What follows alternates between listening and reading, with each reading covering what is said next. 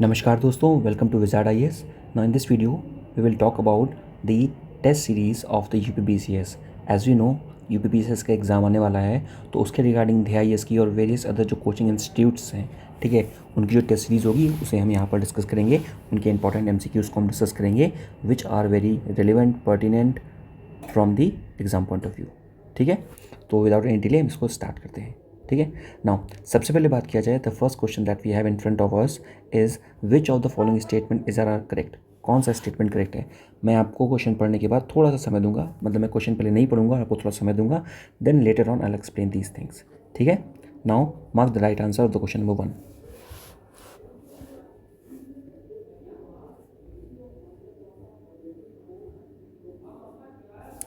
So the right answer to question number 1 is the B. B means only the second statement is the correct. सिर्फ जो second statement है वो correct है. The first statement says that the कथा वस्तु is the main text of the Mahayana branch of the Buddhism. Katha Vastu जो Mahayana branch of Buddhism उसका main text है. Now this statement is incorrect because the Katha Vastu is the main text of the Hinayana branch of the Buddhism. So Hinayana जो branch of Buddhism है उसका जो main text है is the Katha Vastu. ठीक है, next is the in this book the biography of the Buddha is described with many stories. This is the correct one. So Katha Vastu में क्या है, कथा वस्तु में दो biography of the Buddha is described. Okay, and you know related to the Buddhism Jatakas are the stories of the previous birth of the Buddha. ठीक है, now question number second, which of the following statement is incorrect. कौन सा statement जो है वो incorrect है इन सब में से. Now mark the right answer.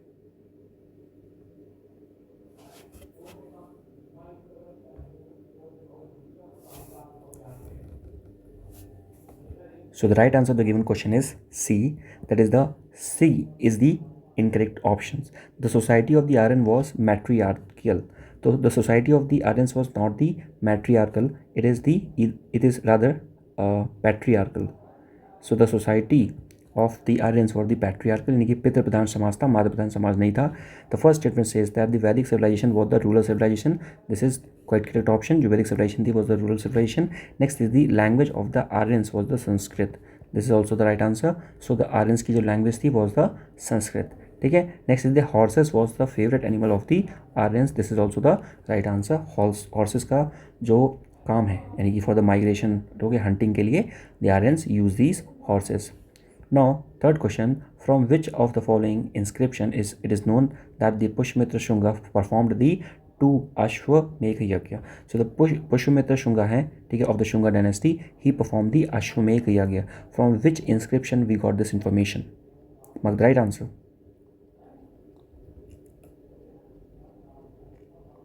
So the right answer to the given question is the Ayodhya inscription.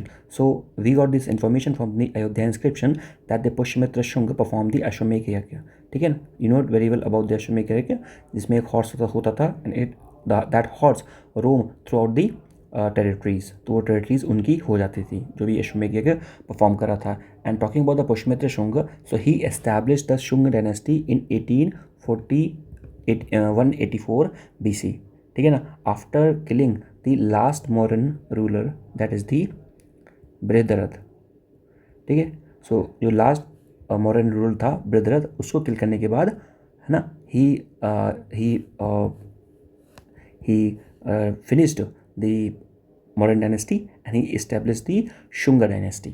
ठीक है, तो he was the first ruler of the Shunga dynasty, Pushyamitra Shunga.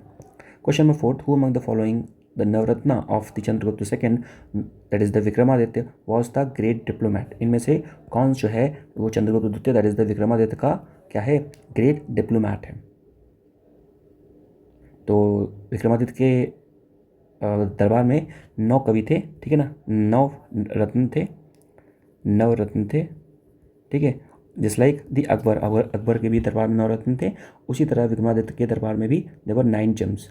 ठीक है, the question asking which of the following is the diplomat. So the right answer is the Ghataka Karpara. So Ghataka Karpara was the diplomat. ठीक है ना, ये जो तो घटका करपरा था वॉज द डिप्लोमैट. ठीक है ना, and you also need to know this fact that Kalidas was also one of these Navratna. So he was a poet also in the Darbar of the Vikramaditya. So the question number 5 is, consider the following statements. So this is the assertion and the reason type of the question. ठीक है, mark the right answer.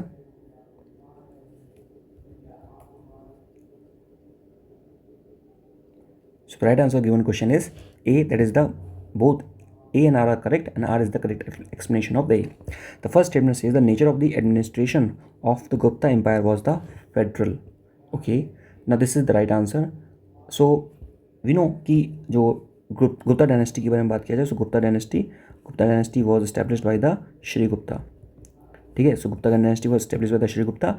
And बात किया जाए the type of the administration, ठीक है ना, so administration is obviously monarchical. ठीक है, so administration was monarchical, monarchy थी वहाँ पर. But in the monarchy the it was not centralized, बहुत ज़्यादा सेंट्रलाइज नहीं था. तो था कैसा फिर? ये था आपका फेडरल मतलब छोटे छोटे किंग्स थे, स्मॉल किंग्स थे उनकी प्रोविंसेस में. So the Gupta dynasty they have given the independence कि छोटे छोटे किंग्स हैं, they can rule on their own state. वो अपने स्टेट में क्या कर सकते हैं, रूल कर सकते हैं, और अपना जो पर्सनल इंडिपेंडेंस है, ठीक है, अपने रीजन में उसको इंजॉय कर सकते हैं. So basically it was a monarchial setup, but rather monarchial setup in the democratic provinces. ठीक है, तो जो प्रोविंसेस थी वो क्या थी, वो डेमोक्रेटिक थी, यानी कि जो प्रोविंसेस थी वहाँ पर जो रूलर्स थे they were ruling their state independently. ठीक है ना. तो यहाँ पे लिखा हुआ है the nature of the administration of the Gupta empire was the federal, ये सही है. The Gupta empire was the king of the many small king, the Gupta empire was the king of many small king, ये भी सही है. यानी कि गुप्ता एम्पायर में क्या थे, बहुत सारे छोटे छोटे स्मॉल किंग्स थे, यानी कि अपने अपने रीजन्स के स्मॉल किंग्स थे, उनको इंडिपेंडेंस दे के रखी थी गुप्ता एम्पायर ने. ठीक है ना. तो श्रीगुप्ता पहले इसके शासक थे. Next question number 6, which of the following statement is are correct.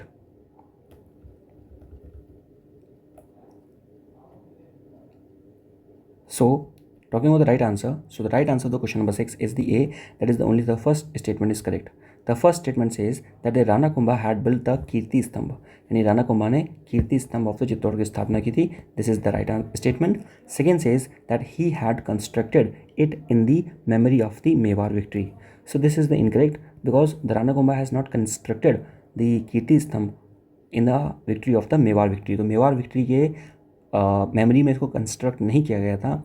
Rather than इन्होंने क्या किया था, इन्होंने डिफीट किया था किसको, Mahmud Khilji of Malwa.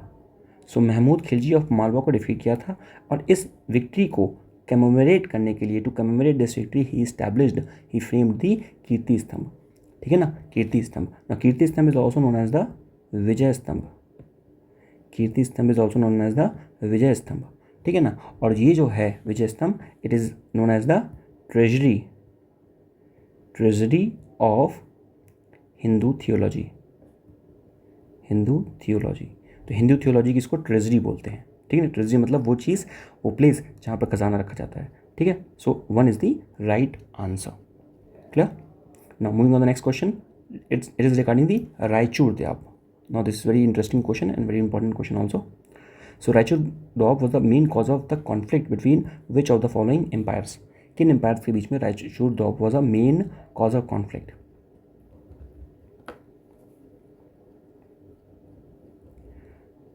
So the right answer to the given question is the C, that is it was between the Vijayanagar Empire and the Bahmani Kingdom. ठीक है. Now Raichur Dwap, what is the meaning of Dwap? द्वाब का मतलब होता है that area which is surrounded by the 2 rivers. 2 नदियों के बीच का जो एरिया होता है that is known as the Doab. Clear. And this area is very much fertile, मतलब इसकी जो यील्ड होगी, उपयोग, the production, yield means what, yield means production. So the production of this area will be very high. Okay. And if the production of this area particularly very high, so every kingdom surrounding this area will be in hunt of this area. They want to dominate this area. ठीक है ना. इसीलिए there was always conflict for the Raichur Dwap, and Raichur Dwap was between the river of the Krishna and the Tungabhadra. So the Krishna and the Tungabhadra was 2 river between which the Raichur Dwap was situated. ठीक है. Now moving on the next question, is question number 8, Garuda pillar of the Besnagar is related to which of the following.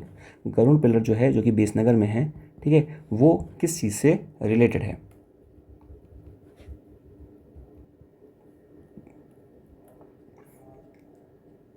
So the right answer to the given question is D. That is Garud pillar of the base Nagar is related to the Bhagwant religion, Bhagwant religion से related है। सबसे पहले बात करते हैं Garuda pillar के बारे में। सो गरुड़ पिलर क्या है? Garuda pillar is a inscription, it is there in the Besnagar. Now Besnagar is also known as the Vidisha, ठीक है। बेस नगर को हम क्या बोलते हैं? विदिशा बोलते हैं। So there was a ambassador of the Takshashila. So Takshashila was the region, उस रीजन का एक एम्बेसडर था and the name is the Heliodorus, ठीक है। Heliodorus was the ambassador of the Takshila. Now this ambassador, that is the Heliodorus, this accepted the Bhagwant religion, ठीक है ना। Heliodorus ने क्या किया? Heliodorus accepted the Bhagwant religion. So to mark this, to commemorate this, ठीक है ना, this victory, okay, no, not to victory, to commemorate this event, they have built what? The Garud pillar, ठीक है ना। So Garud pillar is a pillar and it was established at the Vaishnagar, that is at the Vidisha, ठीक है, and this is then later on worshipped by everyone, ठीक है। So it is quite simple, Garuda pillar, it is based at Besnagar Vidisha, है ना। It mark the acceptance of the religion, Bhagwant religion by the Heliodorus, ठीक है ना। Next बात करते हैं, which are the following Mahajanapadas did not have two capitals. So some Mahajanapadas have two capitals, so it's asking that which of these Mahajanapadas don't have the two capitals, ठीक है।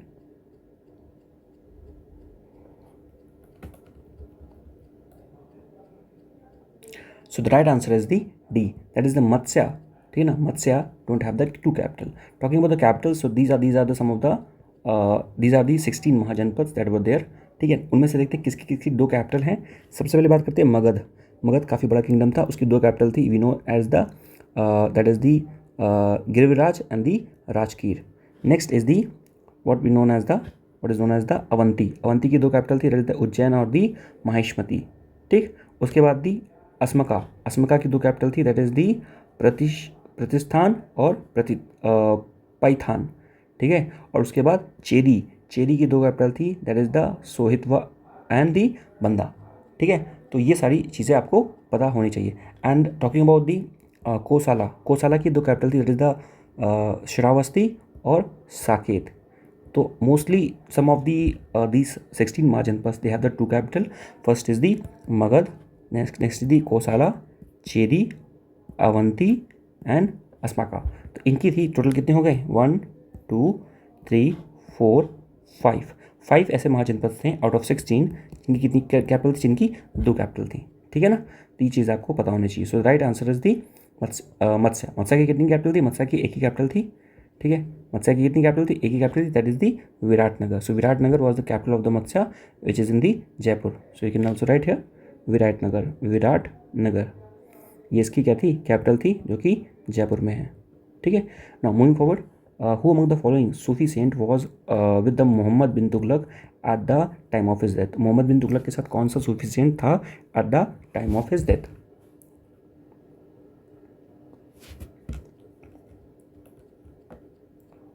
So the right answer of the given question is C. That is the Sheikh Nizamuddin Chirag Dehlvi. So Sheikh Nizamuddin Chirag Dehlvi was the person, was the saint who was there with the Muhammad bin Tughlaq at the time of his death, ठीक है ना। And he, that is the Chirag Dehlvi, he is the disciple, ठीक है ना, he is the disciple of Nizamuddin Aulia. He was the disciple of the Nizamuddin औलिया, ठीक है, ये पता होना चाहिए। Next is the which of the following gold coins issued by the Akbar was the largest gold coin. Largest gold coin के बारे में पूछ रहा है।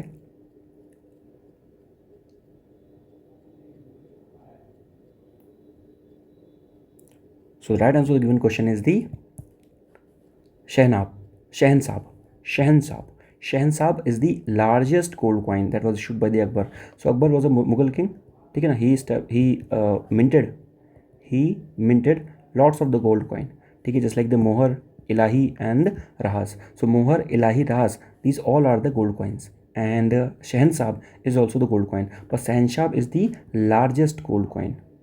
Shahanshah is the largest gold coin, and उसके बाद Rahlas Ilahi and the Mohur are the smallest comparatively. Ilahi के बारे में बात किया जाए, Ilahi is the circular gold coin. कैसा गोल्ड कॉइन था? Ilahi was the circular gold coin. ठीक है ना, तो ये पता होना चाहिए। एंड सैन साहब के बारे में बात किया जाए तो इट इज़ 101 तोला। ठीक है, मतलब एक इसकी एक ये एक न्यूमरेशन दिया हुआ है इसका, ठीक है, कि इतना बड़ा था। अब आगे बात करते हैं क्वेश्चन नंबर 12 के बारे में। वही again assumption and the reason behind question answers.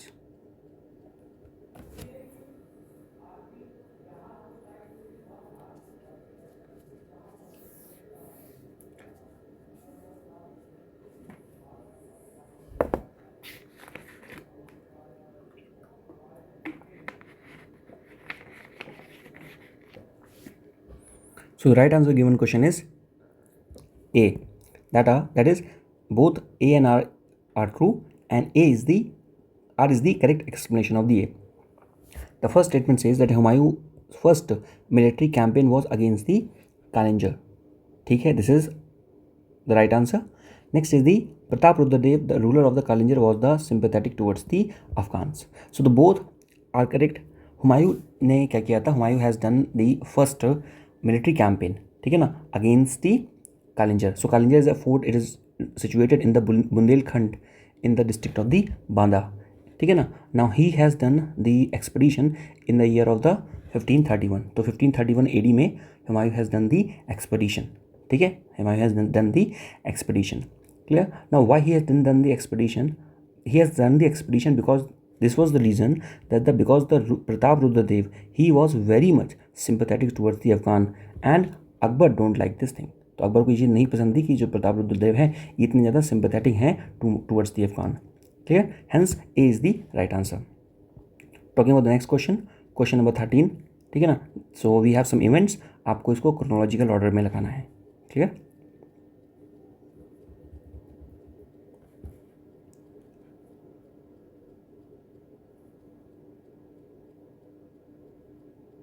So the right answer of the given question is C. That is a 3, 2, 1, 4.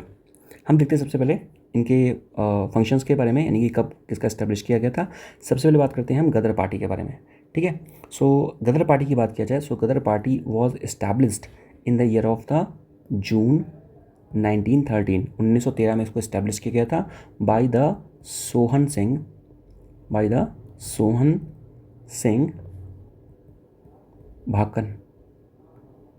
Bhakna. ठीक है ना, by the Sohan Singh Bhakna. So Sohan Singh Bhakna was a person जिसके द्वारा गदर पार्टी की स्थापना जून 1913 में की गई थी. Next is the murder of the Lord Curzon by the Madan Lal Dhingra. तो मदन लाल ढींगरा ने लॉर्ड कर्जन की उनको मारा था. ठीक है, तो कब मारा था? सो लॉर्ड कर्जन को मारा था इन द ईयर ऑफ जुलाई 1909. 1909 में इनको मारा था. Next is the foundation of the home rule, Indian home rule society. So Indian home rule society की स्थापना कब की गई थी? इंडियन होम रूल की सोसाइटी की स्थापना 1905 में की गई थी. फरवरी 1905 में की गई थी बाय द श्याम कृष्ण वर्मन. ठीक है, तो श्याम कृष्ण वर्मन ने इसकी स्थापना की थी 1905 में. ठीक है, कहाँ पर? लंदन में. ठीक है. Next is the murder of the General Dyer by the Udham Singh. Udham Singh ने जनरल डायर की मृत्यु की थी, उनका मर्डर किया था. क्यों किया था? बिकॉज जनरल जो डायर थे उन्होंने 13 ऑफ अप्रैल 1990, दैट इज क्या था, जलियांवाला बाग मैसेकर. ठीक है ना, उसमें वो गिल्टी पाए गए थे और इस वजह से उन्होंने हज़ारे लोगों में गोलियां चलवा दी थी. मतलब पहले गोली चलवाई थी, then everyone found him the guilty and hence the Udham Singh killed him. कब मारा था? He killed him in the March of 1940. तो मार्च ऑफ 1940 में मार दिया था. तो C is the right answer. Next is the question number 14. Indian famine code 1883 was prepared by which of the following commission?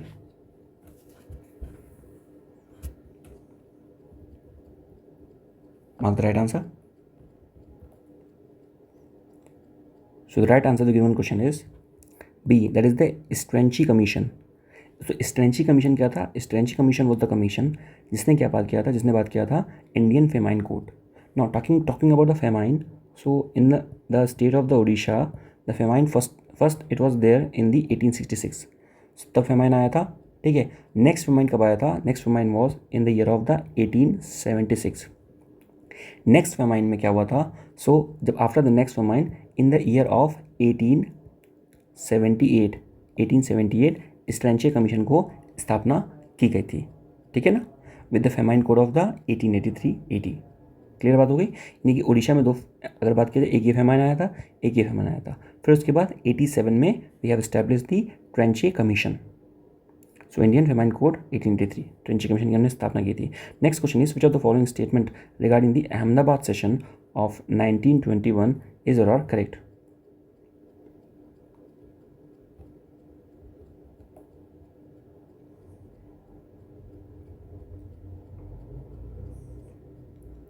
So the right answer of the given question is 2. That is only the second statement is correct. The first statement says that this session was presided by the C.R. Das. यानी कि इस session के जो president थे वो कौन थे? C.R. Das थे. But actually this is the incorrect, because earlier the C.R. Das was chosen as the president, but later on because he went to the jail. Okay, he went to jail. Because of that, the session of the Ahmedabad of 1921 was presided by the हकीम अजमल खान, ठीक है। तो Hakim Ajmal Khan was the person जिन्होंने क्या किया था, जिन्होंने तो Ahmedabad session था ऑफ द 1921 उसको प्रिसाइड किया हुआ था। पहले कौन डिसाइड हुआ था? पहले डिसाइड हुए थे C.R. दास, ठीक है ना, C.R. दास। बट वो कहाँ चले गए? वो जेल चले गए, और उसकी वजह से हकीम अजमल खान को हम लोगों ने गद्दी पे बैठा दिया, यानी कि वो उसको चेयर कर रहे थे।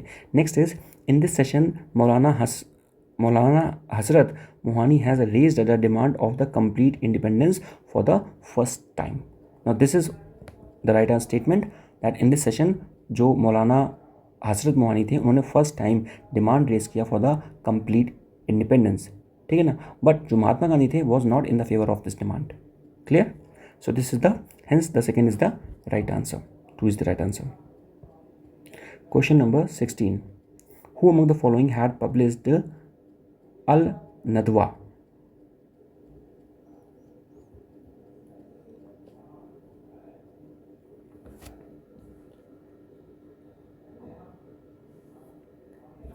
Now, right answer of the given question is D. That is the Maulana Abul Kalam Azad was the person who published the Al-Nadwa.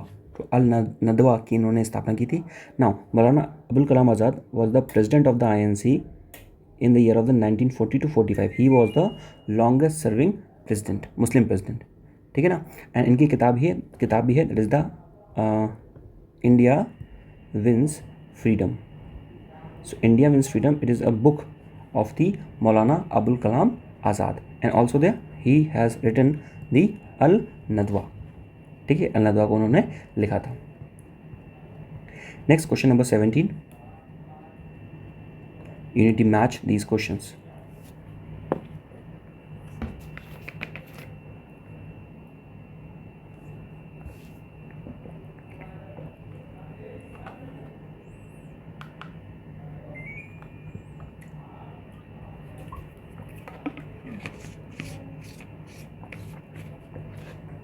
So the right answer of the given question is C. C मतलब match करके देखते हैं। C मतलब हम बात कर रहे हैं A4 that is the Bijolia movement was related to the Rajasthan. A का movement is related to the Awadh. Tebhaga is related to the West Bengal, and बख्शत peasant movement is related to the Bihar. ठीक है, क्या बात कर रहे हैं यहाँ पर, फिर से समझ लेते हैं एक बार कि हम बात कर रहे हैं A4 that is the Bijolia movement. ये कहाँ से रिलेटेड है? ये रिलेटेड है राजस्थान से। कहाँ से? राजस्थान से, ठीक है ना। Next is the B is the 3 that is the एका मूवमेंट। एका मतलब एक का मूवमेंट रिलेटेड है अवध। आप याद कर सकते हो एका ए और अवध में भी ए, अवध ए ऐसे करके। तिभागा तो आपको पता होना चाहिए था, ये इजी था, is related to the West Bengal. And उसके बाद बख्शत, ठीक है ना, बख्शत is related to the Bihar. बा से बख्शत और बा से बिहार, समझ गए? तो this is the right answer. Now moving on to question number 18, which of the following revolutionaries was not sentenced to death in the Kakori conspiracy case? तो काकोरी कंस्पायरेसी केस में इनमें से कौन सा था ऐसा पर्सन जिसको हमने डेथ नहीं दी थी? So he was not hang till death.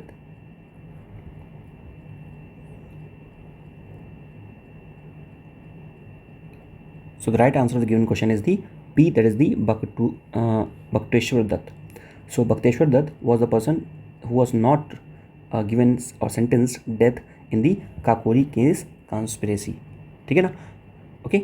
Now talking about the Kakori case conspiracy, this Kakori case conspiracy was carried out by the member of the HRA, that is the Hindustan Republican Army.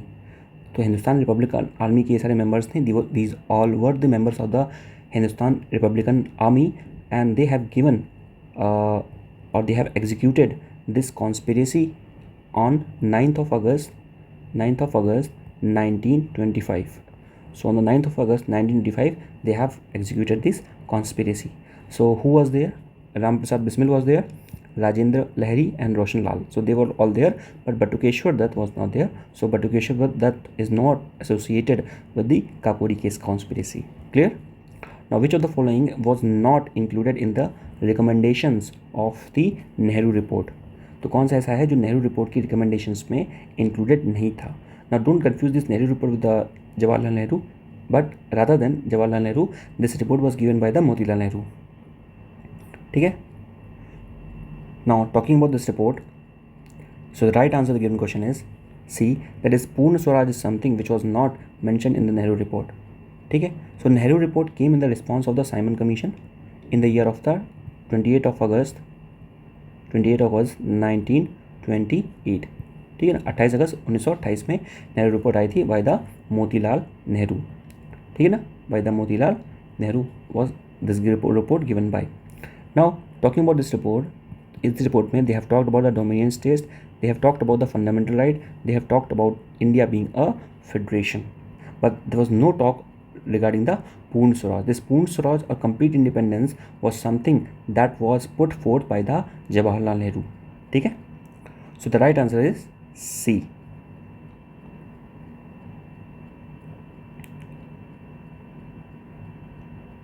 Question number 20. Which of the following provisions of the fundamental rights mentioned in the Indian Constitution ensures the political equality? यानी कौन सा ऐसा fundamental rights है which ensures the political equality?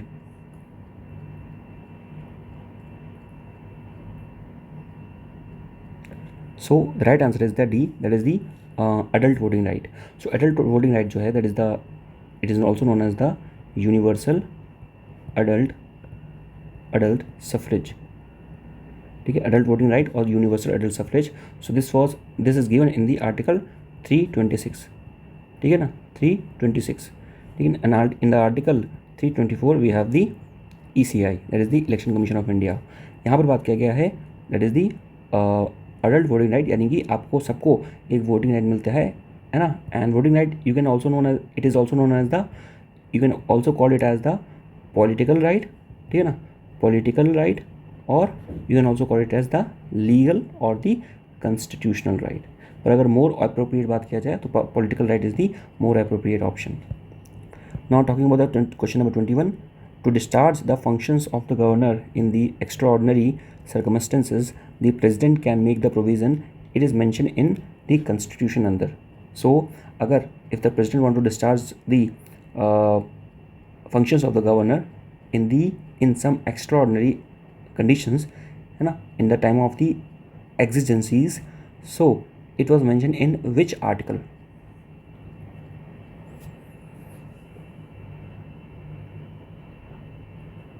So right answer of the given question is the C.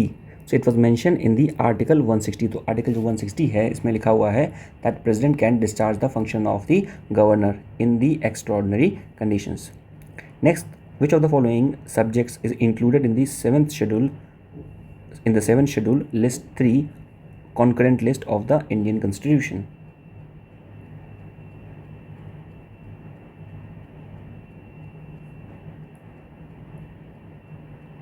So right answer to the given question is the D, that is the penal procedure. Now this is something which is very easy, काफ़ी आसान भी था. Why? Because we know it very well, that is police prison and the public order, these all are the state subject. These all are the state subject. ठीक है ना? Okay. Now talking about the 7, 8, 9. 7, 8, 9 list language land. जो seventh है, list seventh है, seventh में बात किया गया जो शेड्यूल्स हैं टोटल, दस how many schedules are there total 11. Initially जब संविधान बना था देवर 8 शेड्यूल्स, सो हमने 8 से बढ़ा के धीरे से 4 कर दिए. ठीक है. Now penal procedure it is not there in the concurrent list. ठीक है, it is not there in the concurrent list. Sorry, it is there in the concurrent list. ये स्टेट लिस्ट में नहीं है. ठीक है ना, अभी सही है, ये स्टेट लिस्ट में, ये कॉन्करेंट लिस्ट में है. ये तो क्वेश्चन पूछ रहा था, ये कहाँ पे है? कॉन्करेंट लिस्ट में. कॉन्करेंट लिस्ट क्या होती है? It is a type of list जिसमें सेंट्रल एंड स्टेट दोनों उसमें सब्जेक्ट में रूल्स बना सकते हैं. Just like the education is there in the concurrent list, forest is there in the concurrent list. ठीक है ना, और भी कई सारे जो हैं सब्जेक्ट्स हैं जो कॉन्करेंट लिस्ट में मैंशनड है. Now question number 23, which of the following statement is are correct? कौन सा जो स्टेटमेंट है वो सही है?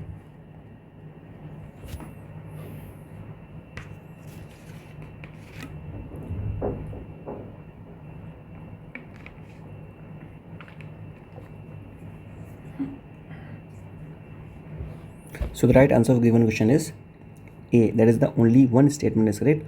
First statement is correct. The first statement is saying that the no confidence motion can be introduced only in the Lok Sabha. We know it very well. तो ये लोक सभा क्या है? लोक सभा इज दी लोअर हाउस, और lower house में ही नो कॉन्फिडेंस मोशन आ सकता है. ठीक है ना, है ना, उसको बोलते हैं known as the floor test. Floor test. ठीक है.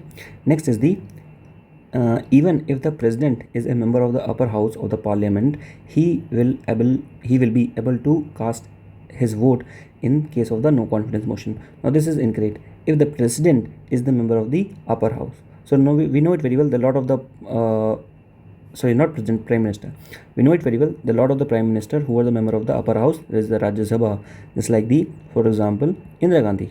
ठीक है ना, Indira Gandhi, and even the Manmohan Singh. ठीक है ना, तो मनमोहन सिंह, इंदिरा गांधी. ठीक है ना, so lot of the prime minister were there that are the member of the Rajya Sabha, but at that time they will not have the power to cast their vote, okay, in the no confidence motion. अगर no confidence motion के against में, favour में, किसी में भी आ रहा है, even though they will be not be in a position to cast their vote because they are the member of the upper house. है ना, if you are not the member of a particular house, you don't have the right to cast vote in that particular house. Clear? So the right answer of the question number 23 is the A. Now question number 24. If the Lok Sabha is dissolved during the proclamation of the financial emergency, then how many days will this declaration remain effective after the first meeting of the reconstitution of the Lok Sabha? यानी कि अगर financial emergency impose हो गई, ठीक है, तो उसके बाद अगर नई लोकसभा बन गई तो वो जो फाइनेंशियल इमरजेंसी का जो इफेक्ट है वो नई लोकसभा पर कब तक रहेगा, ये क्वेश्चन पूछ रहा है.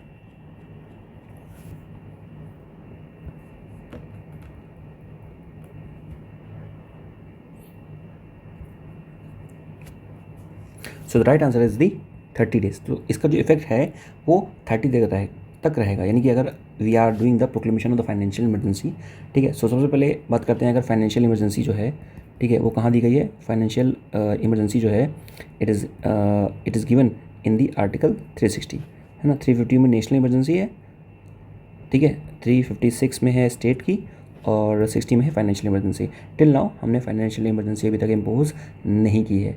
ठीक है, सो अगर फाइनेंशियल इमरजेंसी की बात किया जाए तो उसको पास कराने के लिए जो पार्लियामेंट है, ठीक है, उससे आपको 2 मंथ पहले एंटिसिपेशन में आपको परमिशन लेनी पड़ेगी. ठीक है. नाउ अगर बात किया जाए इफ़ द लोकसभा डिजॉल्व हो जाती है during the proclamation of the financial emergency before the approval within the 2 month, तो ये भी पता होना चाहिए आपको, then this process will remain effect for the 30 days.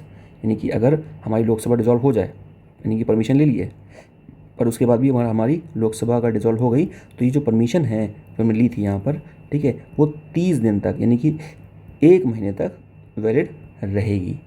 ठीक है, बात समझ गए. But during this period approval आपको लेना पड़ेगा कहाँ से? राज्यसभा से, क्योंकि लोकसभा आपकी डिजॉल्व हुई है ना, Rajya Sabha is in the function, so you have to take the permission from the Rajya Sabha during this period of 30 days. Now which of the following state special provision is made under the article 371B of the Indian constitution. ठीक है, तो 371B of the Indian constitution, कई सारे states हैं जिनको हमने special दर्जा दिया हुआ है. ठीक है, और उनके लिए स्पेशल कुछ आर्टिकल्स हैं हमारे पास। तो वही पूछ रहा है 371B जो है वो किसके लिए है। So the right answer is the Assam. 371B किसके लिए, आसाम के लिए है। नो 371 सुन के हमें सबसे पहले याद आती है 370 के बारे में, ठीक है। तो 370 किसके बारे में था, 370 वॉज रिगार्डिंग दी JNK, वो JNK के बारे में था, ये पता होना चाहिए। Next 371 which is very important is regarding the, no this is not important, ठीक है। 371A इज़ इंपॉर्टेंट, ठीक है। 371 क्या है, 371 regarding the Maharashtra and the Gujarat.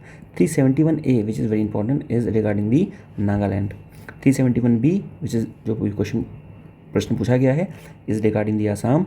371C, सी मतलब मणिपुर, ठीक है ना, सी मतलब मणिपुर। कैसे याद करोगे, ऐसे याद कर सकते हो चाहो तो कि ए बी कौन है, ए मतलब अमित शाह मान लो, बी मतलब मोदी जी मान लो, और ये दोनों ए और बी नहीं गए किसके पास, सी के पास नहीं गए, यानी कि मणिपुर के पास नहीं गए। Next is the 371D, it is in the Andhra Pradesh and the Telangana. Now what is important, which one is important, this Nagaland is important, ठीक है ना, JNK तो पता ही होगा आपको, Assam is also important, Manipur is also important, A B and C are important, ठीक है ना। नेक्स्ट इज दी पंचद्वाप, इजी क्वेश्चन। पंचद्वाप is a distinct feature of the which of the following. तो पंचद्वाप के बारे में क्वेश्चन पूछा गया है,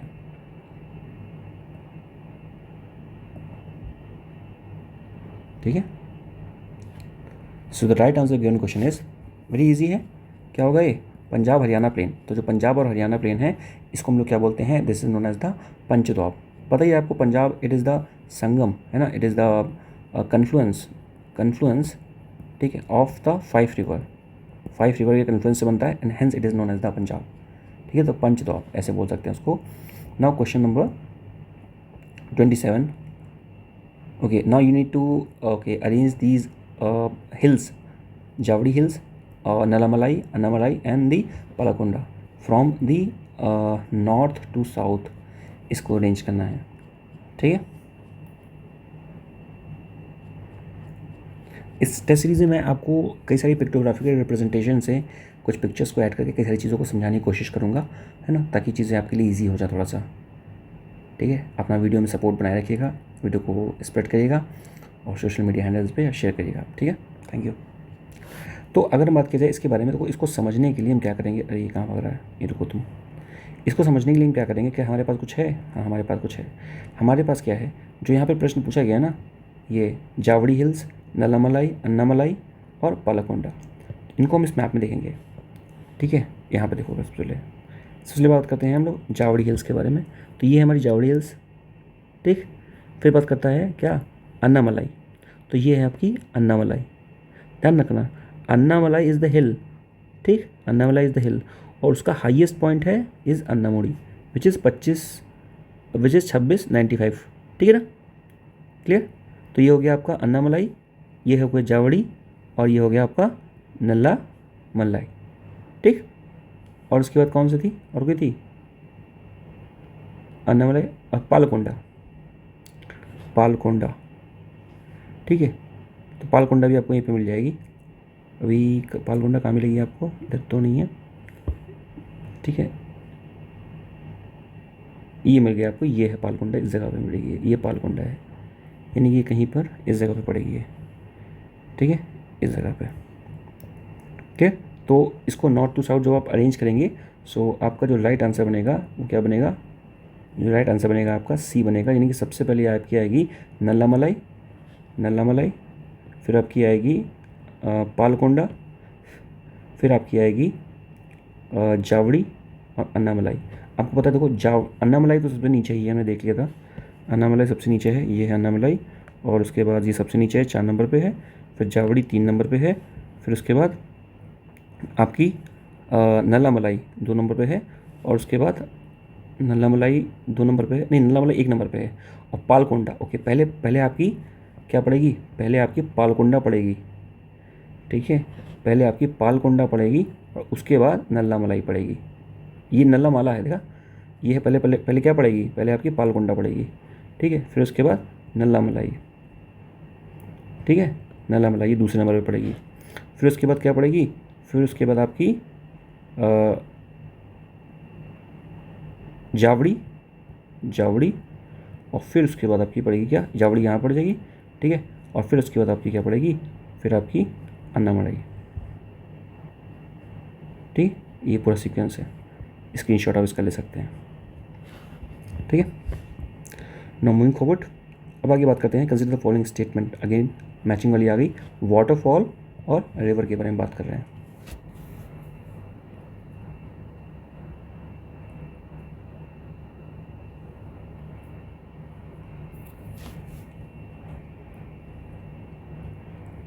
now the right answer of the given question is the A, यानी कि ए हमारा जो है वो राइट आंसर है। ए का मतलब क्या हो गया, 1 2 3 4, यानी कि जो सारे के सारे हैं वो राइटली मैच्ड हैं। यानी कि अमृत धारा कहाँ पर है, अमृत धारा हसदेव में है। फिर उसके बाद दुधमा कहाँ पे है, दुधमा हमारा किस रिवर पे है, मखकुंड रिवर में है। और उसके बाद गोकाक कहाँ पर है, घाटप्रभा पे है। और दूध सागर कहाँ पे है, दूध सागर मंदोवी में। ठीक है, अब थोड़ा सा हम क्या करते हैं, कुछ जो वाटरफॉल्स हैं उनको देख लेते हैं जो कि इंपॉर्टेंट है यहाँ से। ठीक है, जैसे हमने बताया अभी आपका दूध सागर, ठीक है, ये दूध सागर मंदोवी में है। ठीक है, फिर एक पड़ता है कर्नाटक में, पड़ता है जोग फॉल, कर्नाटक में जोग फॉल पड़ता है, ये पता होना आपको चाहिए। ठीक है, फिर उसके बाद शिव समुद्रम इम्पॉर्टेंट है। ठीक है, एंड उसके बाद आपकी दुधमा, ठीक, ये आपकी एलिफेंटा। ठीक है, ओके, नो ओके, ठीक है, इतने सारे जो फॉल्स हैं, वाटरफॉल्स जो हैं, ये आपको पता होने चाहिए। ठीक है ना, ये दूध सागर काफ़ी इंपॉर्टेंट था। दूध सागर कहाँ पे है, मंदोवी, ये गोवा में पड़ता है। ठीक है, now moving forward, next is the India's largest island of the India in terms of the area. कौन सा जो आइलैंड है वो लार्जेस्ट है in terms of the area.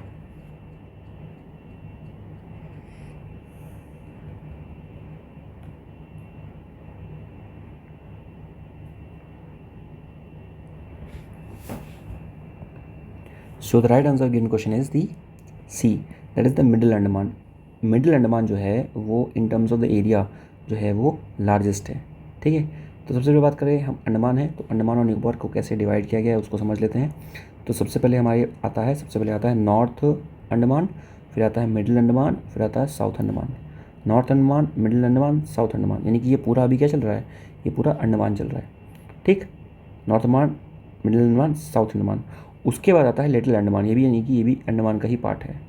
ठीक है, फिर उसके बाद आता है कार निकोबार, तो ये क्या आ गया, यहाँ से निकोबार स्टार्ट हो गया। और उसके बाद आता है ग्रेट निकोबार, ये भी निकोबार हो गया।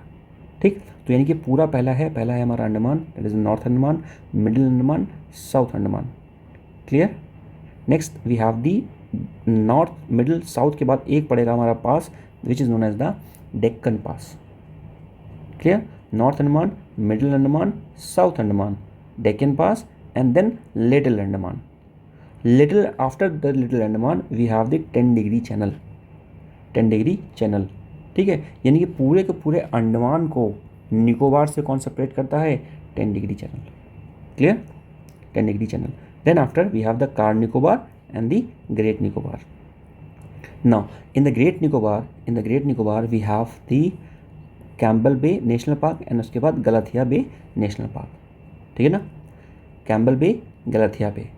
ठीक है ना, और कई सारी ट्राइब्स भी हैं जो अंडमान निकोबार में रहती हैं, जैसे Onge, Jarawa, Sentinelese. So these are the tribes that lives in the Andaman and Nicobar. Clear, now north Andaman में we have the peak there known as the saddle peak. So saddle peak is there in the north Andaman, okay, north Andaman, and we have the some island also. It's like a national park also, just like the North Button Island, South Button Island, and Rani Jhansi Marine National Park is there. Mount Harriet National Park is there. ठीक है, and Mahatma Gandhi Marine National Park is there. So these are some of the important things that are associated with the Andaman and Nicobar. ठीक है ना, so these are all the active volcanoes. ठीक है ना, एक इसमें बैरन है which is the dormant. ठीक है, अब बात करते हैं, एक्टिव नहीं है, डॉर्मेंट ही है सब बाकी सारे भी। ठीक है, तो ये क्या है, दिस इज़ दी नॉर्थ जो अंडमान है पूरा, अभी मैंने बताया आपको अंडमान। ठीक है, तो ये है आपकी अंडमान, तो यहाँ पर 10 डिग्री चैनल पड़ेगा ना। Port Blair is the capital of the Andaman. ठीक है, ये क्या है, इसकी ये इसकी कैपिटल है। ठीक है ना, क्या इसकी कैपिटल है, तो ये पता होना चाहिए। और ये जो है this is the saddle peak is the highest peak of the Andaman. ठीक है ना, नॉर्थ अंडमान या अंडमान का हाईएस्ट पीक जो है is the saddle peak.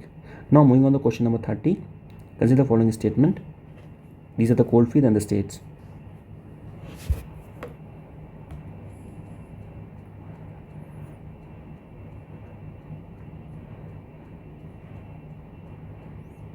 So the right answer of given question is D, that is 3142.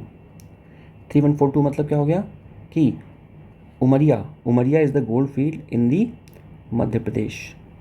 Umaria is the gold field in the Madhya Pradesh. Next is the tandoor, it is in the Telangana. So T for Tandoor, T for Telangana. Next is the Lal Matia. So Lal Matia, it is there in the Jharkhand, and Ranjit Valley, it is there in the Sikkim. ठीक है. So these are the pair. So moving forward on the question number next is Senkotten Gap. Senkotten Gap is situated at, Shencottah gap के बारे में बात कर रहा है कि कहाँ पर फाउंड होता है सेनकोटेन गैप. तो कई सारे गैप्स भी हैं, हिल्स के बीच में रहते हैं, उनके बारे में क्वेश्चन है. So the right answer is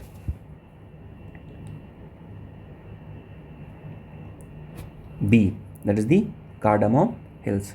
ठीक है ना.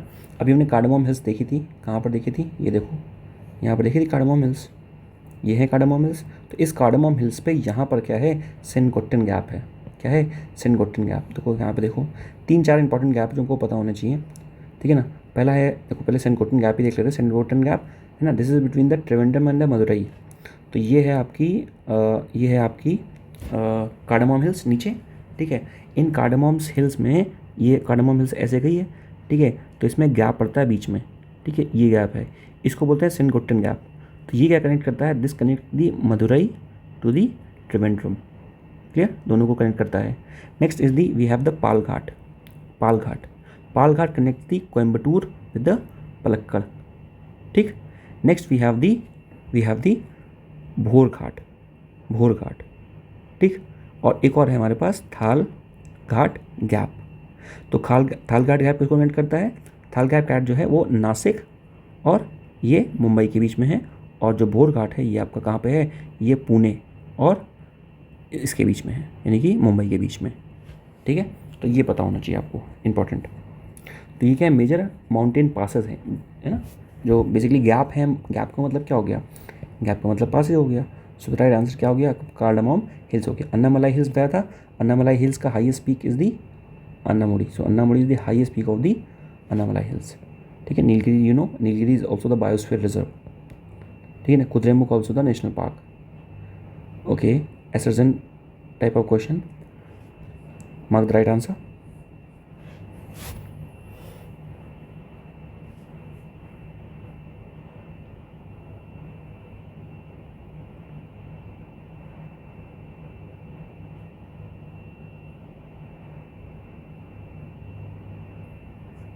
So the right answer of given question is D.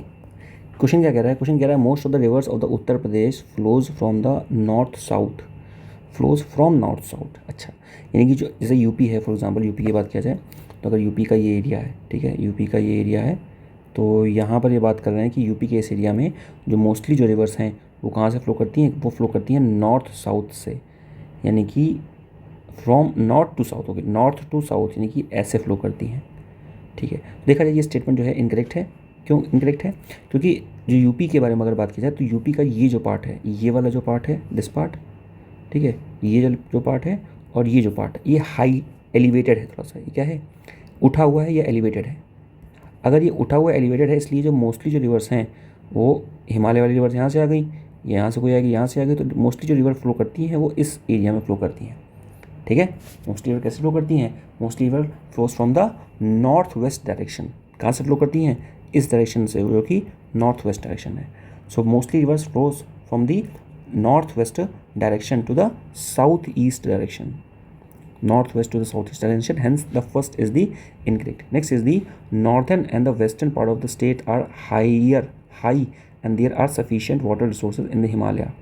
North क्या लिखा हुआ है, northern and the western part of the states are high. Northern and the western part of the states are high. Okay, हाँ ठीक है, बिल्कुल सही है. ऑब्वियसली जैसे मैंने बताया कि नॉर्थ वाला ये हो गया और वेस्ट वाला ये हो गया, तो ये दोनों क्या है, ये हाई है, इसलिए जो दूसरा हो जाएगा करेक्ट हो जाएगा. इसलिए जो आर है वो करेक्ट है, बट ए जो है वो क्या है, वो इनकरेक्ट है. So D will be the right answer. Next, major fairs and the places.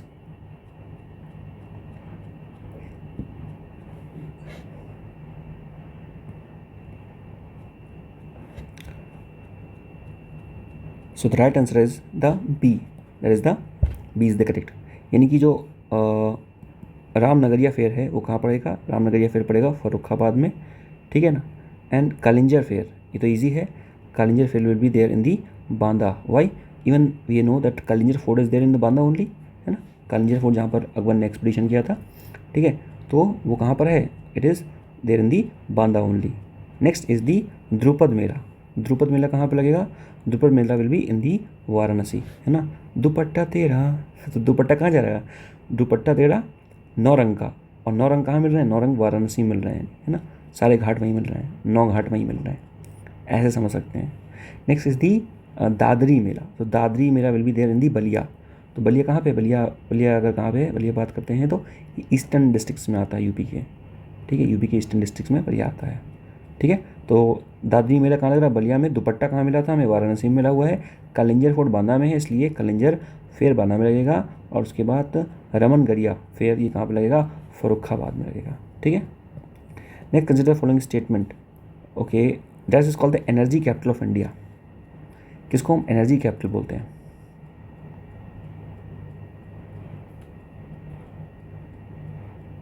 So right answer is the Sonbhadra. Sonbhadra को हम क्या बोलते हैं, known as the energy capital, ठीक है ना। सोनभद्र कहाँ पे है, सोनभद्र अगर यूपी का मैप है तो सोनभद्र जो पड़ेगा वो इस जगह पे पड़ेगा, यानी कि अगर ये मैप है, ठीक है, इस जगह पे, यानी कि नॉर्थ ईस्ट में, नॉर्थ वेस्ट में कहीं पर पड़ता है, नॉर्थ वेस्टर्न, है ना, ये भी बॉर्डर स्टेट है।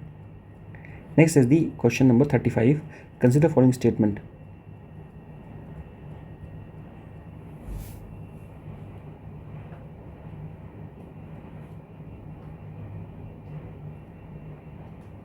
Now, the right answer is the A.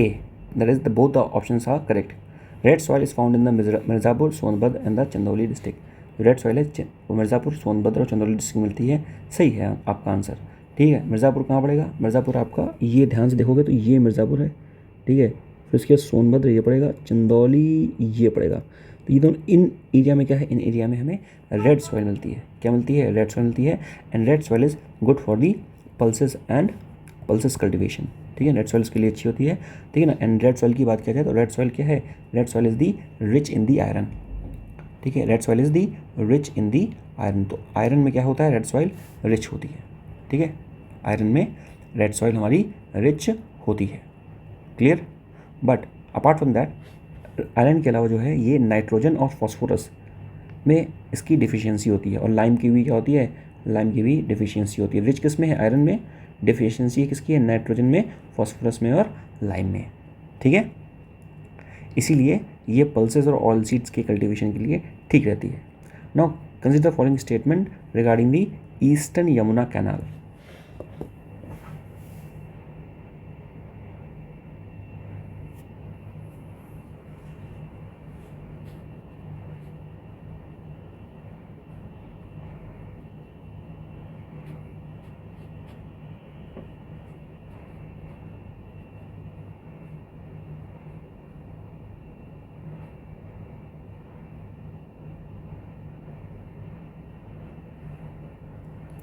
So the right answer of the given question is C, that is 1, 2 and 4, 1, 2 and 4। सबसे पहले बात करते हैं ईस्टर्न यमुना कैनाल, ये है कहाँ पर, तो ये है यूपी का मैप, ठीक है। और ईस्टर्न यमुना कैनाल ये इधर पड़ेगी, यूपी का ईस्ट ये है ना, नहीं नहीं sorry sorry sorry sorry sorry, ये कौन सी कैनाल है, नहीं एक मिनट, क्वेश्चन क्या है, eastern Yamuna canal 36, okay wait a minute,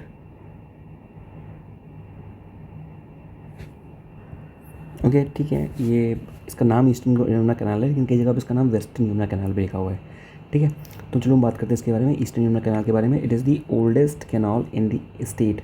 तो दिस इज़ द राइट, ये क्या है, this is the oldest canal in the state. तो ये ईस्टर्न यमुना का जो कैनाल है, ठीक है, ये कहाँ पे मिलेगी, आपको बताया मैंने, ये यूपी का अगर मैप है, ये पूरा इस जगह पे वेस्ट में मिलेगी। यानी कि जो ये कुछ ज़िले हैं जैसे सहारनपुर, शामली, ठीक है ना, बागपत और गाज़ियाबाद, यानी कि तो गाज़ियाबाद में थोड़ी सी, तो ये पूरा जो है this the eastern Yamuna canal, ठीक है। तो ये क्या है हमारी eastern Yamuna canal, it is the oldest canal. Oldest canal का मतलब कितना है, तो it is the oldest canal. So ये basically this was constructed in the year of the 1830। तो 1830 में इसका कंस्ट्रक्शन किया गया था from the Saharanpur.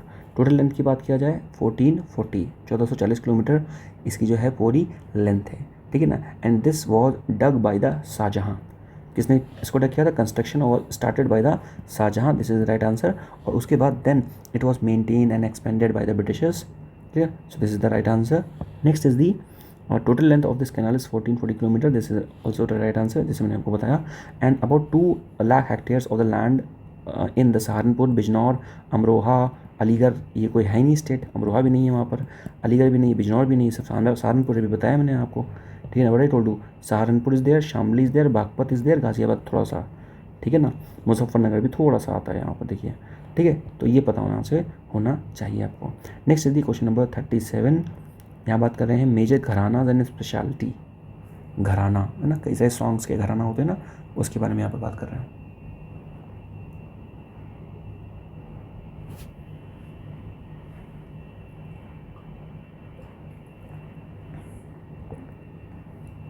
So the right answer of the given question is C, C, ठीक है। सी मतलब यानी कि फर्स्ट का होगा 3, यानी कि जो सहारनपुर घराना है, सहारनपुर घराना, it is associated with the Dhrupad singing, Dhrupad singing Saharanpur, ठीक है ना, सहारनपुर, सहारनपुर किससे एसोसिएटेड है, ध्रुपद से।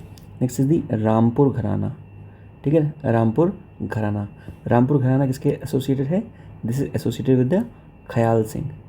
आप ऐसे याद कर सकते हो कि जो TVF का वो आया था ना वेब सीरीज़ एस्पिरेंट, उसमें है ना वो जो थे आपके Abhilash, Abhilash was the IPS of the Rampur. तो रामपुर में मतलब अगर IPS बनना तुम ख्याली पुलाव पकड़ा लो, ख्याल से। इटावा घराना कहाँ का है, Etawah gharana is of the sitar, Etawah में क्या बनेगा, सितार बनेगा। Next is the Shahjahanpur, Shahjahanpur में सरोद, शाहजहाँपुर में सरोद, ठीक है, clear. Next some personality in the birth places, personality in the birth places 38, which one is the incorrect pair पूछ रहा है इसमें, इनकरेक्ट पेयर पूछ रहा है। So the right answer is the B, Sheikh Faizi, Sheikh Faizi was not of the Bulandshahr, ठीक है, rather than he was from the Agra, so Sheikh Faizi from the Agra and Abul Fazal is also from the Agra. Birbal कहाँ के थे, जालौन के थे, यानी कि यूपी के थे। और उसके बाद Nizamuddin Auliya was from the Badaun. Question number 39, maximum increase, okay मैं क्वेश्चन क्यों पढ़ूँ, आप ही पढ़ लो 39।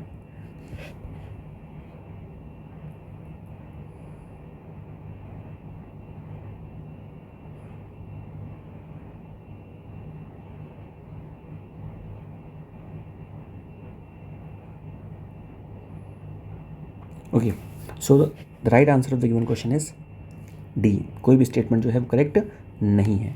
पहला क्वेश्चन कह रहा है the maximum increase in the population of the UP was in the between 1961 to 71. Now this is incorrect because the maximum increase were there between the 1981 to 1991. So on this decade of the 1991, the maximum increase of the population of the UP was happened. Then next is the Bhadoshi is the district with the lowest population density in the UP. Now this is incorrect. Bhadoi is not the district with the lowest population. Lowest population कहाँ पे होगी, जहाँ resources कम होंगे, पानी कम होगा, है ना। और पानी कहाँ कम है, बुंदेलखंड रीजन में, हमको पता है। So just like the states like the Lalitpur, ठीक है, सोनभद्र, ठीक है, हमीरपुर और महोबा, ठीक है, यहाँ पानी बहुत कम है। चित्रकूट पानी बहुत कम है, ठीक है, चित्रकूट, इसकी वजह से पानी बहुत कम है, तो यहाँ पर पॉपुलेशन कम। जैसे ललितपुर की बात किया जाए 242% मिलेंगे पर स्क्वायर किलोमीटर पे, सोनभद्र में 270 मिलेंगे, ठीक है। तो इस तरह से हमीरपुर में 275, इस तरह से आपको डेटा मिल जाएगा यहाँ पे। Next is the question number 40, Hariaudh कला केंद्र भवन कहाँ पर है, हरिऔध कला केंद्र भवन, हरिऔध कला केंद्र भवन।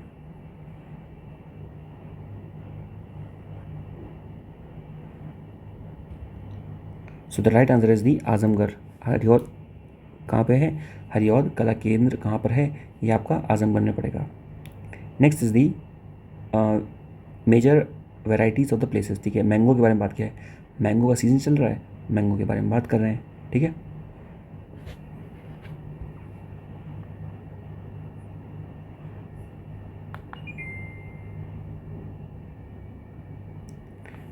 ठीक है, क्या बात कर रहे हैं, सबसे पहले इसका राइट आंसर क्या हो जाएगा, 41 का राइट आंसर है डी, यानी कि दशहरी आप कहाँ मिलेगा, दशहरी वाला आपको कहाँ आम मिलेगा सर, दशहरी आम आपको मिलेगा बागपत पर। कहाँ पर मिलेगा, बागपत पर। ठीक है, नहीं एक second 41 T, okay,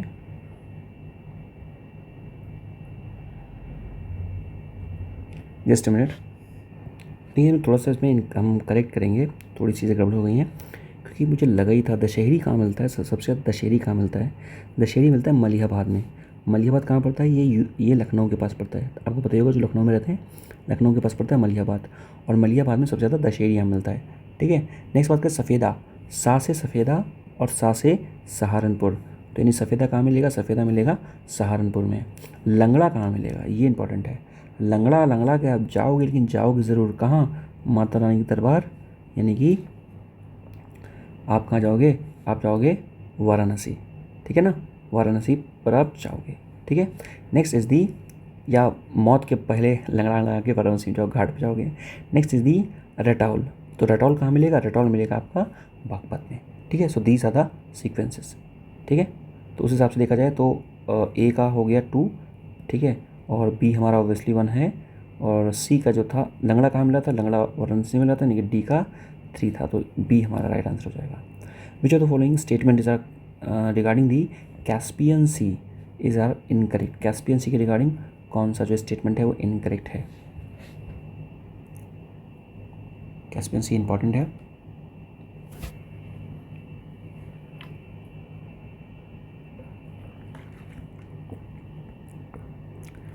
Now talking about the Caspian Sea, so the right answer is B, that only the two statement is correct.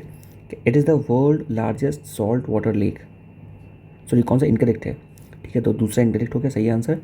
ठीक है, ये world largest salt water lake आपको पता है कैस्पियन सी है, वो वर्ल्ड की लार्जेस्ट सॉल्ट वाटर लेक है। क्यों, क्योंकि reverse like Ural and Volga, it's like Ural हो गया आपकी, ठीक है, और उसके बाद वोल्गा यूराल पर्वत भी है। ठीक है, ये सारी जो वोल्गा रिवर है उसी में आती है, उसी में आती है, पानी कहीं बाहर निकलने का सोर्स नहीं है, hence it is the largest salt water lake.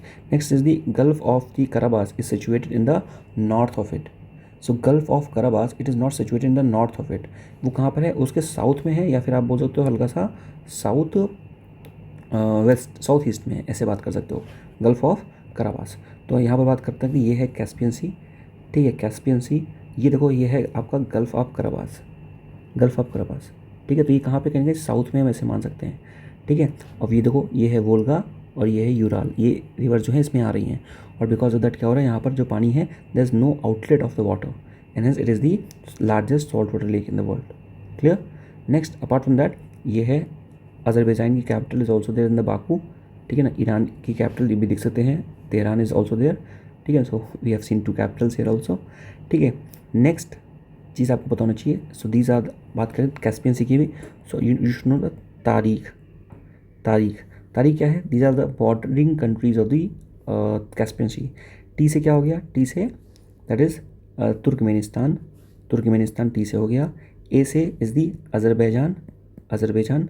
ठीक, next is the R for Russia, I for Iran and K for Kazakhstan. सो ये क्या हो गया, दिस इज़ दी निमोनिक, कैसे हम याद कर सकते हैं, the countries surrounding the Caspian sea. ठीक है, नेक्स्ट इज ये आंसर कैसे समाप्त हो गया। Next is which of the following seismic zones is not situated in the mid continental belt, कौन सा सेस्मिक जोन है जो मिड कॉन्टिनेंटल बेल्ट पे सिचुएटेड नहीं है। So the right answer is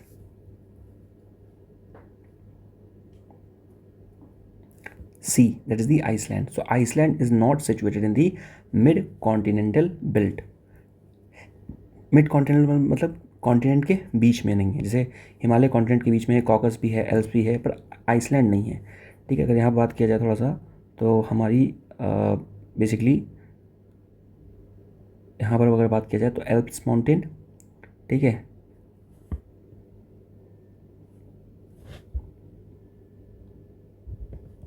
यहाँ पर आपको मैप में ये यहाँ पर आप समझ सकते हैं कई सारे माउंटेन्स हैं यहाँ पर, ठीक है। जैसे अगर बात किया जाए यहाँ पर तो दिस दी अपलेशियंस माउंटेन, ठीक है, हिमालयस तो हैं यहाँ पे आपको पता है।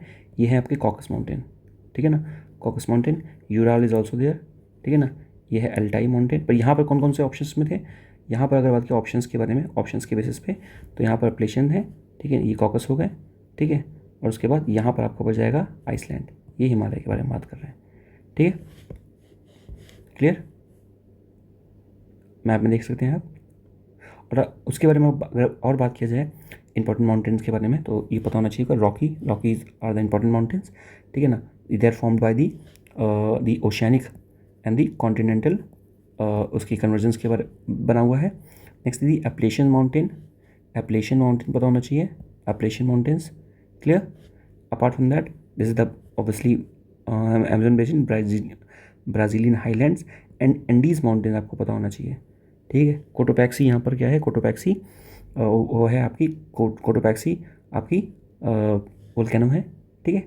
नेक्स्ट इस अगर बात किया जाए तो यहाँ पर आपको पता होना चाहिए that is the Ural mountain, अभी बताया मैंने आपको, अल्टाई माउंटेन, तियान शाह, ठीक है। तो ये कुछ सारे माउंटेन्स हैं आपको पता होना चाहिए। Next is question number 44। Okay, पूछा गया है कि which is not the correct option, कौन सा करेक्ट नहीं है।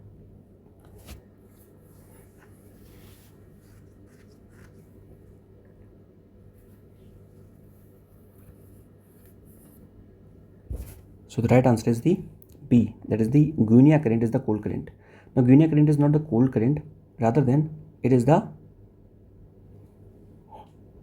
warm current, ठीक है, क्या है, it is the warm current, it is not the cold current।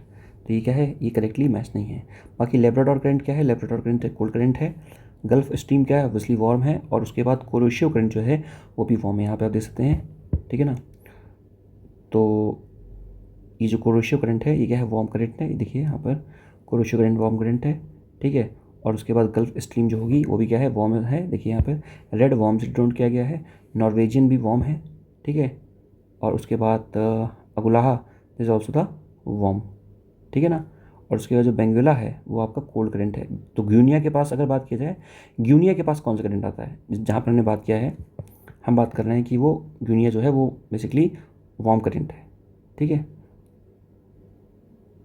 44, yes, ठीक है।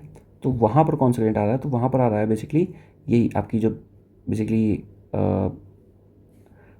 ये जो काउंटर इक्वेटोरियल करंट आ रहा है ना, ये आता है ग्यूनिया के पास, काउंटर इक्वेटोरियल करंट, ठीक है ना। मूविंग फॉरवर्ड, ये कुछ चीज़ें बतानी चाहिए जैसे आपको कि कौन कौन से करंट हैं और कहाँ कहाँ फाउंड होंगे, ठीक है, कौन से गर्म है कौन से ठंडे हैं, ये पता होना चाहिए, ये इंपॉर्टेंट है। इस मैप में भी आपको काफ़ी अच्छे समझ में आ जाएगा, ठीक है। इस मैप में देख सकते हैं आप अच्छे से, ठीक है। लेब्राडोर करंट हमारा क्या है, तो ये जो पोल से आएंगे वो कोल्ड होंगे, लेब्राडोर कोल्ड करंट है हमारा, ठीक है ना। अलास्का करंट, ये जो यहाँ पे कैलिफोर्निया करंट हमारा कोल्ड करंट है, ठीक है, ये हो गया, क्लियर। पेरुवियन करंट कैसा है, कोल्ड करंट है, ठीक। Now moving on the question number next is the Sudbury mines. Sudbury mines is famous for the nickel production. ये कहाँ पर है, सदरबी माइंस या सदबरी माइंस, सदबरी माइंस कहाँ पर हैं। तो बात किया जाए अगर इसके बारे में कि कहाँ पर है 45 का, तो राइट आंसर हो जाएगा इसका सी। ये आपका कहाँ पे है, ये नॉर्थ अमेरिका में है। और उसमें नॉर्थ अमेरिका में कहाँ पे है, ये कैनेडियन शील्ड में है, ठीक है ना। And it is the oldest landmass of the North America continent, ठीक है ना। That is the Canadian shield is the oldest landmass of the North America continent, clear. And Sudbury mines are the world famous for the nickel production, okay. So Sudbury mines क्या है, they are the world famous for the nickel production, nickel की production के लिए, निकल की production के लिए they are the world famous. Next is the temperate grassland of the Pampas are found in, temperate grassland of the Pampas कहाँ मिलेंगे।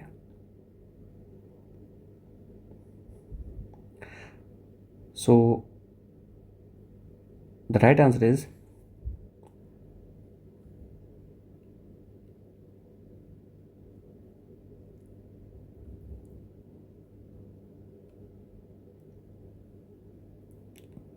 Plane of the La Plata, ठीक है ना, यानी कि आप बात कर सकते हैं अमेज़ॉन में, ठीक है। पंपास कहाँ मिलेंगे, पंपास अमेज़ॉन मिलेंगे।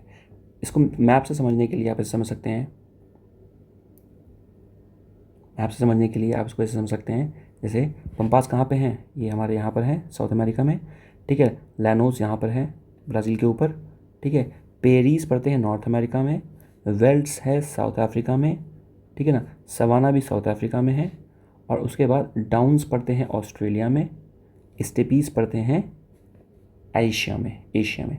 तो पेरिस कहाँ पे है, पेरिस है आपका नॉर्थ अमेरिका जहाँ पे रॉकी माउंटेन था, ठीक है। उसके बाद लॉनोस पंपास ये कहाँ पर है, ये आपका साउथ अमेरिका में है जहाँ पर एंडीज माउंटेन था, ठीक है। उसके बाद वेल्स कहाँ पे है, वेल्स है आपका साउथ अफ्रीका में।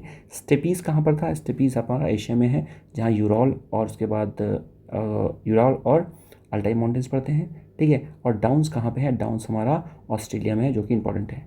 क्लियर, तो ये चीज़ आपको पता होनी चाहिए। Next is the which of the following medium the speed of the light is the minimum, कहाँ पर जो स्पीड ऑफ की लाइट जो होगी वो मिनिमम होगी। काफ़ी इजी क्वेश्चन है इसका आंसर। सो राइट आंसर क्या होगा इसका राइट आंसर हो जाएगा आपका डायमंड में, ठीक है। तो डायमंड में जो स्पीड ऑफ लाइट होगी मिनिमम होगी। लाइट की स्पीड मैक्सिमम कहाँ पे होती है, वैक्यूम में। वैक्यूम में लाइट की स्पीड मैक्सिमम होती है, बाकी जैसे जैसे मीडियम हम बढ़ाते हैं तो वो स्पीड जो होती है कम जाती है। साउंड की स्पीड जो होती है मैक्सिमम होती है जो मेटल्स होते हैं, मेटल्स में, ठीक है। क्वेश्चन नंबर 48 क्या बोल रहा है, विच of the following temperature scales don't have a negative value, किसकी नेगेटिव वैल्यू नहीं है। तो आपको पता है बहुत अच्छे से कि 0 डिग्री सेल्सियस क्या होता है, 273 केल्विन। 0 डिग्री सेल्सियस क्या होता है, 0 degree Celsius equal to 273 Kelvin, यानी केल्विन जो है कभी भी 0 नहीं जाएगा, इसका राइट आंसर क्या हो गया, kelvin. By which process the water in a vessel kept on the fire gate heated, यानी कि पानी जब हम रखते हैं गैस पे, ठीक है, एक पॉट चढ़ा देते हैं तो वो कैसे पानी जो होता है वो गर्म होने लगता है और वो बॉयल होने लगता है। So this happen by the process of the convection. Next is the which of the following electromagnetic waves has the maximum wavelength and the minimum energy. Wavelength maximum है एंड एनर्जी मिनिमम है। We know it very well that the wavelength which is lambda is inversely proportional to frequency and frequency is the energy, ठीक है। Means as we increase the wavelength the energy will decrease. So the right answer of the given question is question number C, that is the radio wave. तो radio wave की जो energy होती है minimum होती है, पर उसकी जो लेंथ होती है वो मैक्सिमम होती है।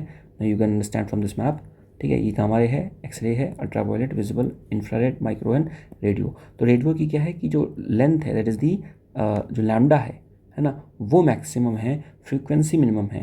फ्रीक्वेंसी ज़्यादा किसकी है, एक्सरे की ज़्यादा है, अल्ट्रावायलेट रे की ज़्यादा है, गामा की सबसे ज़्यादा है, बट रेडियो की जो फ्रीक्वेंसी है वो कम है, बट उसकी लेंथ ज़्यादा है, बहुत दूर तक वो जा सकती है, ठीक है। Moving on the question number 51, which of the following pair is not correctly match.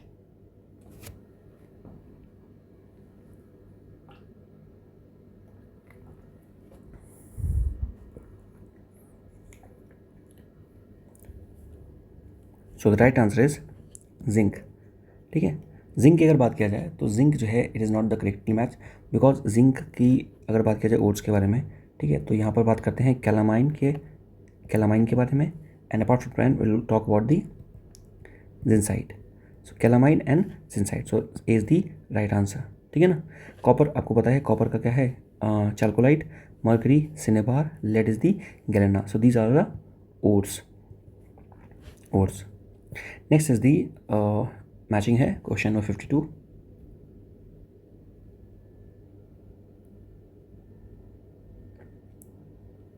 कई सारी चीज़ें आपको पहले से पता है इसमें, जैसे अगर बात किया जाए laughing gas, you know it, laughing gas कौन सी है, नाइट्रस ऑक्साइड, यानी कि सी का है 3 इसमें और इसमें। Next is the tear gas.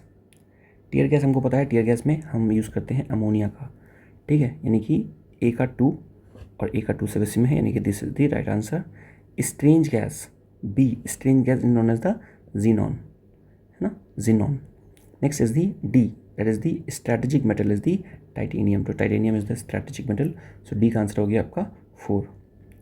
Next is the which of the following is also called as the soft class, किसको हम सॉफ्ट क्लास कहते हैं। So the right answer is the soda glass. Soda glass is known as the soft glass. S for soft, S for soda. It is very brittle and very cheap also. ठीक है.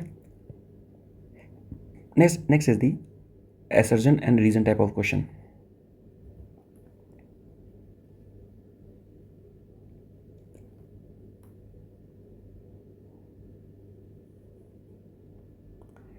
So the right answer is the A, 54 का A.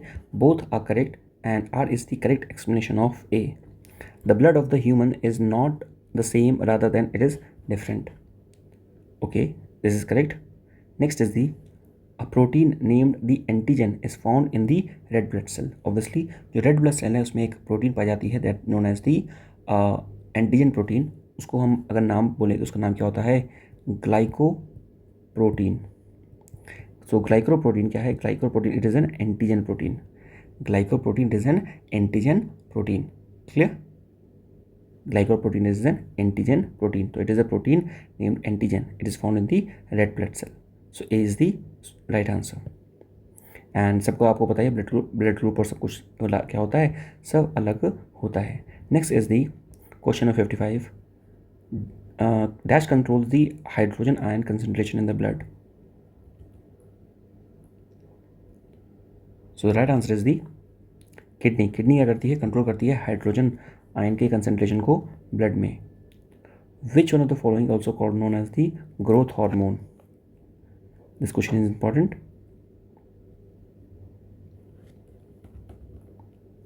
Now somatotropin is also known as the growth hormone. ठीक है. सो अगर somatotropin की access में अगर quantity आपके बॉडी में है, so they could be the problem of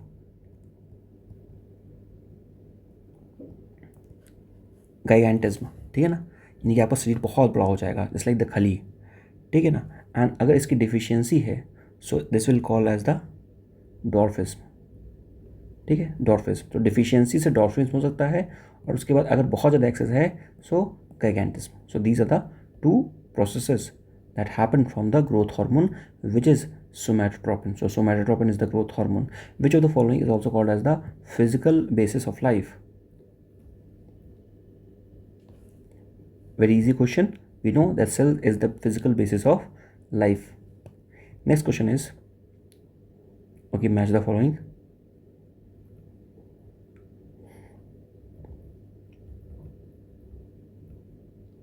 Now we know it very well. Some of the things we know it very well. जैसे हमको पता है क्विनीन. क्विनीन का किसका इस्तेमाल किसने करते हैं? क्विनीन का इस्तेमाल करते हैं हम लोग मलेरिया के ट्रीटमेंट में. ठीक है ना. मॉर्फिन हमको पता है, मॉर्फिन पेन किलर के लिए है, यानी कि B4 है और B4 है. B4 से आंसर तो हमारा आ गया D. उसके बाद और देख देते हैं, लिखा हुआ है रेस्पिरिन. रेस्पाइन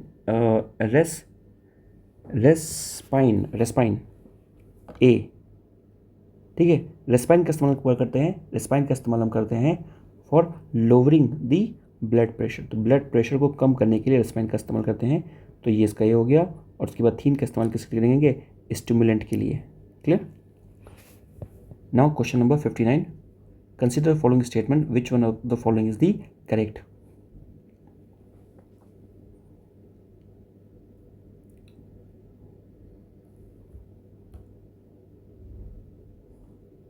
So the right answer is the A, that is only one statement is correct. The first is the myoglobin. It is a type of the protein.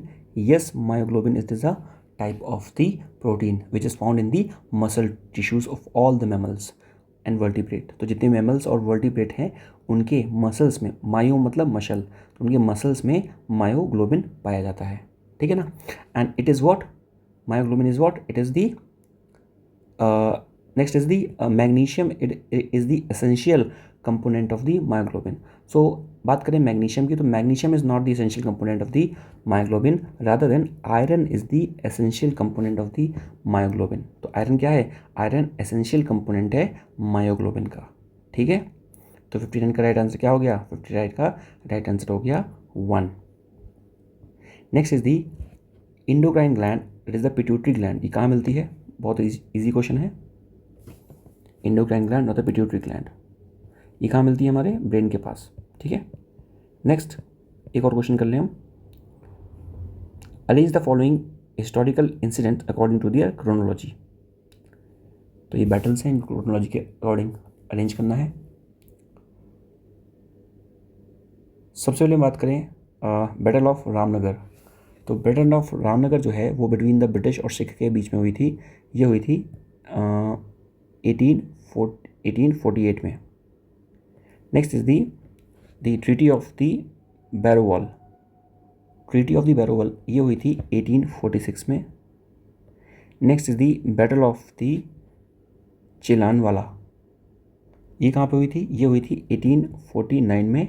और उसके बाद बैटल ऑफ द मनिहारी ये हुई थी 1756 में। अब आप इसको अरेंज करके अपना आंसर मार्क कर सकते हैं। The C is the right answer. Next is the 1857 ये किताब किसने लिखी थी? बहुत ईजी क्वेश्चन है। This book is written by whom? This book is written by whom? This book is written by S N Sen. ठीक है, एस एन सेन। एक और क्वेश्चन करेंगे, this is the last question. Match the following में है। कई सारे लोग थे, वो कई सारी जगह से अपने उन्होंने लड़ाई की थी। ठीक है ना, एरियाज थे उनके, मराठा के सरदार के। आपको बताने हैं कि राइट आंसर क्या है इसका, 63 का। सो 63 का जो राइट आंसर है वो क्या है? इज़ दी ए। ठीक है, ए। मतलब ए का मतलब क्या हो गया? गायकवाड़ कहाँ थे? मैं ऐसे याद करता हूँ उसको, जी बी आपको पता है ना गीगाबाइट। तो गायकवाड़ हैं बड़ौदा के। और आपको पता है एच आई भी होता है ना, H I positive, H I ABCDEFG H के बाद आ जाता है तुरंत एच आई, यानी कि होलकर इंदौर से थे। भोसले जो कहाँ के थे? भोसले हमारे नागपुर के थे। और Peshwa, P for Poona, P हो गया, पेशवा पूना के थे। ठीक है, तो इन दिस वीडियो हमने क्या बात किया? हमने बेसिकली जितने भी इंपॉर्टेंट MCQs थे ऑफ दिस टेस्ट हमने बात किया। इसी तरह मैं और भी कई सारे जो टेस्ट हैं उनको मैं लाने की कोशिश करूँगा। ठीक है, और ताकि आपको वो बेनिफिट आपके लिए बेनिफिशियल रहें from the point of view of the exam of the PCS and the ROLO। तो अगर आपको ये टेस्ट अच्छा लगा है, please do let me know in the comment sections. And if you want any improvement, उसको भी आप कमेंट सेक्शन में बता सकते हैं। Please like this video, share this video, subscribe the channel and share this video with all the social media handles that you are connected with. अगर language का कुछ इशू आ रहा है, कुछ हिंदी मीडियम बच्चे हैं, उसको लग रहा है कि नहीं ये तो इंग्लिश में ज़्यादा है, हिंदी में कम है, प्लीज़ उसके लिए बताइए। ठीक है, उसके लिए भी कुछ देखते हैं। Otherwise I try to speak in the both bilingual language, पर थोड़ा सा इंक्लाइनेशन इंग्लिश की तरफ रहेगा, हल्का सा, क्योंकि हिंदी मीडियम के लिए कंटेंट मिल जाता है, इंग्लिश के लिए नहीं मिलता। मतलब सीरीज़ में थोड़ा बहुत दिक्कत होती है, मोस्टली लोग हिंदी में बोलते हैं थोड़ा सा, इसलिए इसको मैं लेके आया हूँ। ठीक है, तो आई होप आपको ये सीरीज़ अच्छी लगी होगी। जल्दी से आप मिलेंगे नेक्स्ट वीडियो में। Till then take care, good bye, thank, जय हिंद। This is Mohit from the wizard IAS। Thank you.